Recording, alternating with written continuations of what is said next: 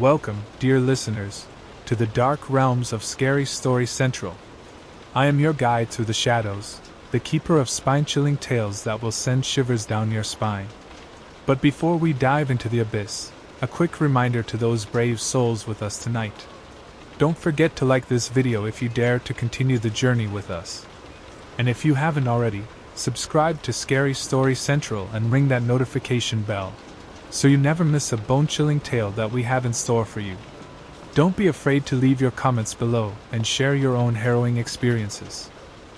The man with the wagon came every year, and his arrival was something we looked forward to when I was young. He always sat up in the fountain area of the little mall in my town. He ran a little show similar to things like the Leonard Bears Tien animatronic choir, or other such holiday entertainment that sometimes came to small towns. I always got excited when I went to the mall and saw the colorful wooden caravan parked in the lot. I would get further excited when I saw the green tarp that he used like a stage curtain to block off his setup. It was like a herald of the season to see that green tarp, and it just didn't feel like Christmas until I knew that the man with the funny tree was going to be there. I grew up in a fairly rural town, but most towns had some kind of mall in the 1990s. Ours was nothing grand, one of those barely holding on kinds of places that was extremely dependent on the JCPenney and the Burlington Coat Factory that occupied the larger spaces. In the middle, there was a food court, a couple of bookstores, some clothing stores, and a Spencer's Gifts that the local Bible thumpers always seemed to be trying to get closed down. The mall was the place we all used to go to hang out, a safe environment where you could go and perish the edifices of capitalism. Nothing bad could happen to you in the mall, at least that's what we thought at the time. The man in the wagon always came the week before Thanksgiving. I say he drove a wagon, but that doesn't really do it justice. What he had was this large, colorful wooden house on wheels, something like an RV that was pulled by mules. It was covered in bright colors and strange symbols, and my mom told me that he had been coming into town for years. He used to set up in the town square from what she told me, and every few years he had some different display, though the content was always the same. When the mall opened up, he began to go there instead. It was where the people were, and the people were what he was after. He used to have a manger scene, and before that, it was a bunch of snowmen, but it's always just a platform for the singing heads. Mom would say. Yes, you read that right. The singing heads. The tree that he used was large and seemed to be made of fiberglass, though I suppose it could have been something else.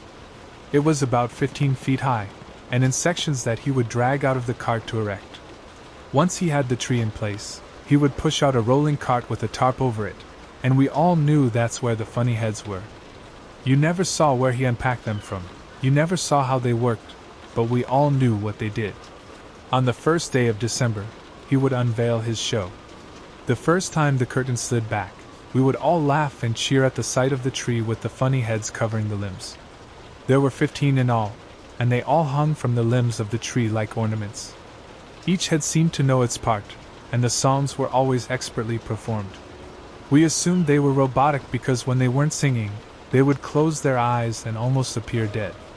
There were 5 that sat on the bottom row, 4 that sat on the second row, 3 on the middle, 2 on the second row from the top, and a single head that sat on the very top of the tree like some grotesque star. They sang the usual holiday fare, Frosty the Snowman, chestnuts roasting on an open fire, Rudolph the Red-Nosed Reindeer, and even the religious songs that kept them in the good graces of the people who were constantly trying to get the Spencer closed. Each show lasted about an hour, and he usually did about 5 a day.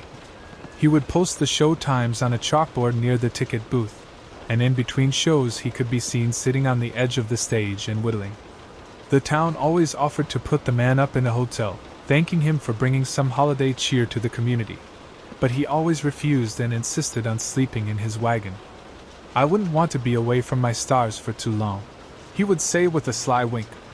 The man in the tree and the singing heads would stay until the day before Christmas Eve, and then they would disappear just as quickly as they had appeared. We never knew where he went back to, just that he would be back on the last week of November, as he always was. The man was mysterious, but the talking heads in the tree were the real show and the real mystery, I suppose. The man who had assembled the chorus was just as mysterious as they were.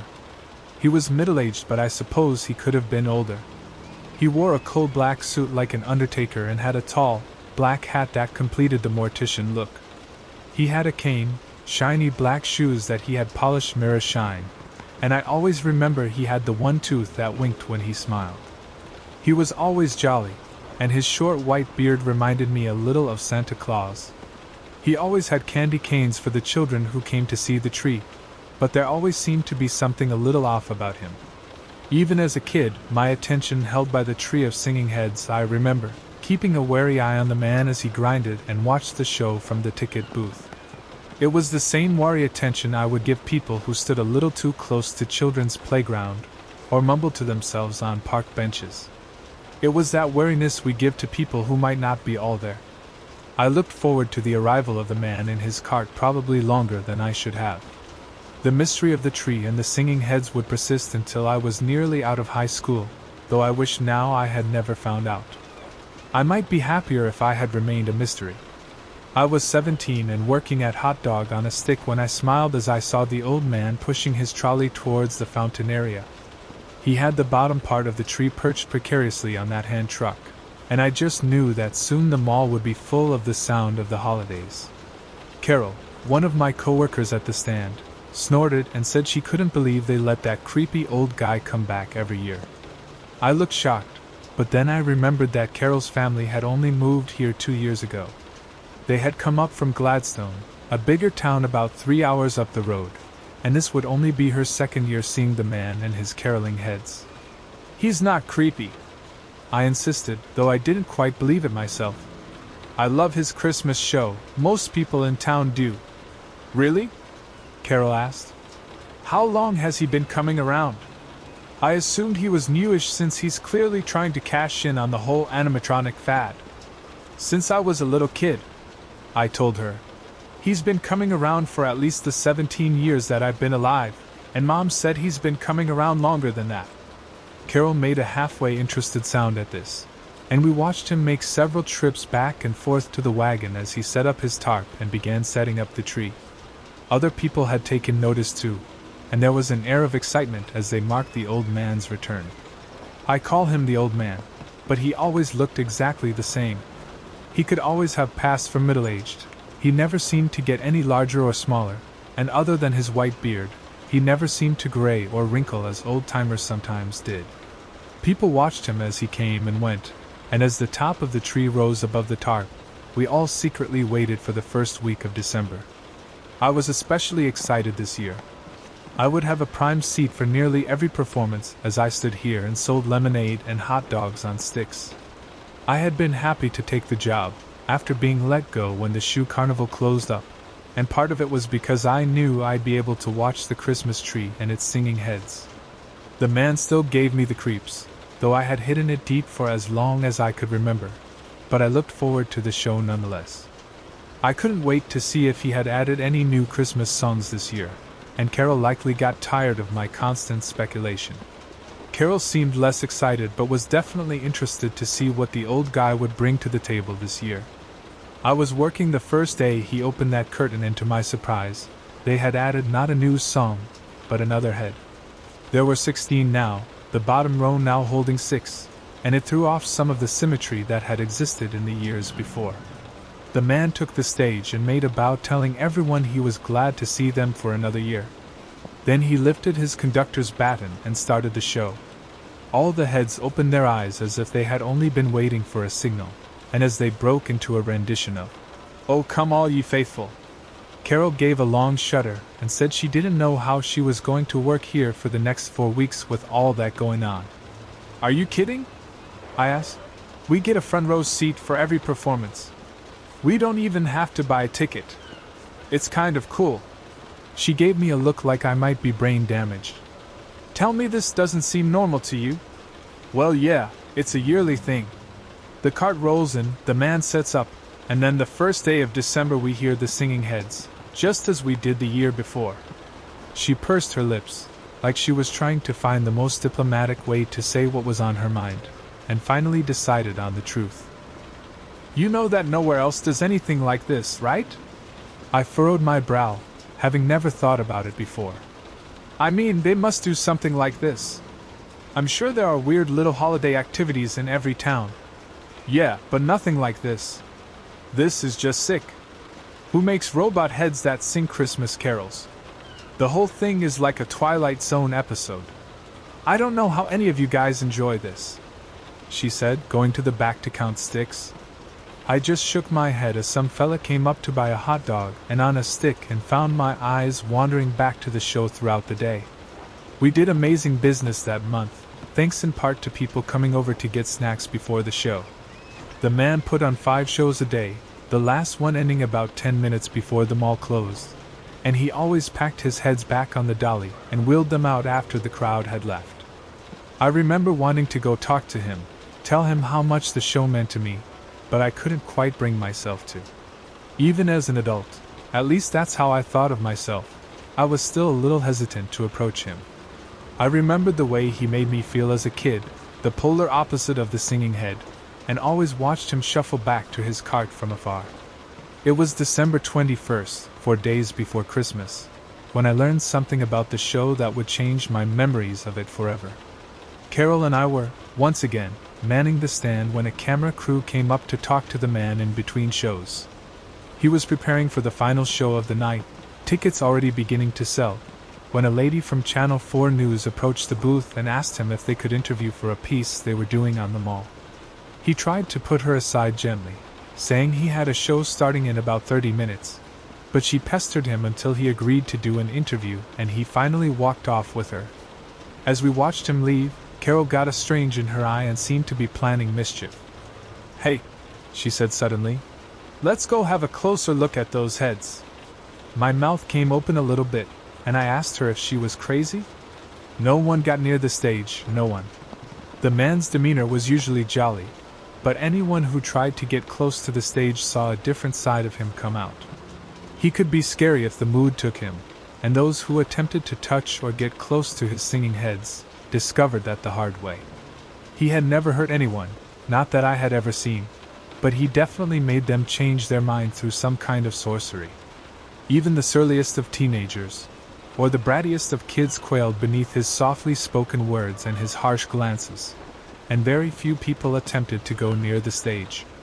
"No one goes near the stage," I told Carol. "Yeah, because he's always guarding it. He's stepped away, so now we can go have a look." She explained it as if she was talking to a child, and I felt the same as I repeated to her that no one went near the stage. "Oh, come on! Aren't you a little bit curious to know what they are and how they work? It's got to be something with the baton, maybe some kind of advanced robotics if they can sing all those songs. I don't see any wires from here, do you? He's got to be some kind of skilled tinker if he's controlling them with nothing but that cheap plastic wand. Don't you want to see how it works?" I did. I was very curious, but it seemed wrong to look. It was like knowing how a magician did his tricks, and it might take some of the magic out of it if I knew that the rabbit had been in the hat the whole time. "Oh, come on," she said.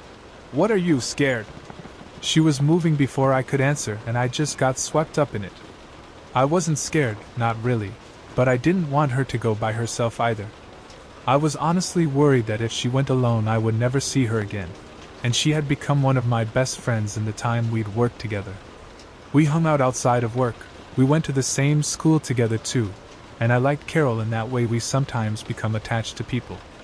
I really didn't want anything to happen to her, and after tossing down, "Back in 10 minutes," sign, I followed behind her.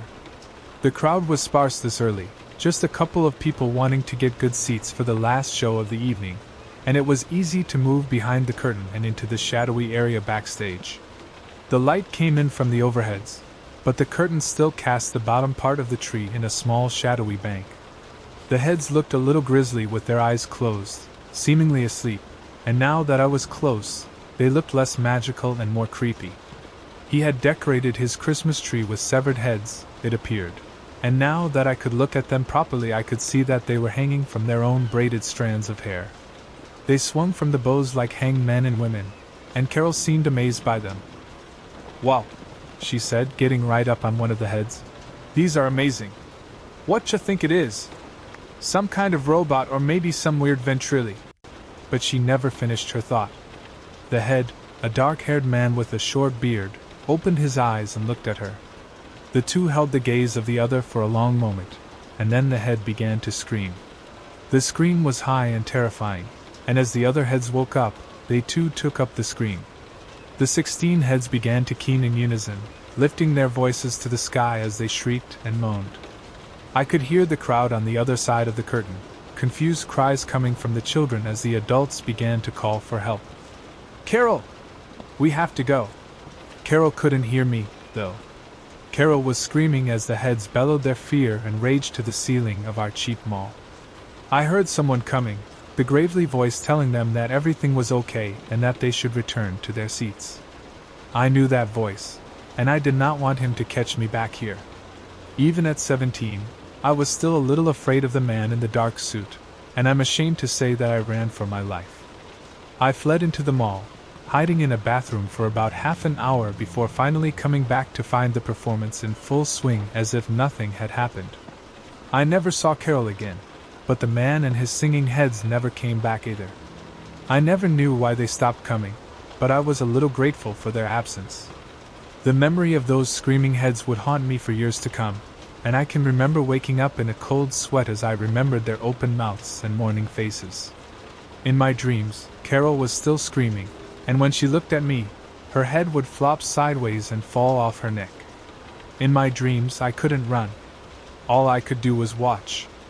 I hadn't thought about the choir of heads for many years, but I was reminded of them today. I have kids of my own now, 6 and 13, and I've moved away from the little podunk town I grew up in. I went to college and now I work in the library of said college. That's where I met my husband, and that's actually where he proposed to me. We've been together for 14 years, and we couldn't be happier. Anyway, that's not what you're interested in, so I'll get to it. I had dragged the kids to a winter carnival that was being held at the fairground. It wasn't a huge event, just a couple of fair rides, some craft tables, and some food vendors, but as we got deeper into the event, I began to hear singing. My youngest was interested, thinking it was a local choir or something, and my oldest came along behind us like an angsty balloon. He clearly thought himself too cool for something like this. But if he wanted a ride home, he knew he had better keep up with us.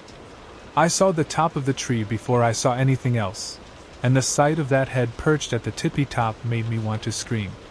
Its lips moved as it sang about a little drummer boy, and I was filled with the old fear again. My youngest wanted to get closer, thinking the heads were funny, but I scooped him up and told them both we were leaving. My youngest cried, not wanting to leave yet, but my older son was up and moving before I was. He was done with the festivities and was glad to see I was too.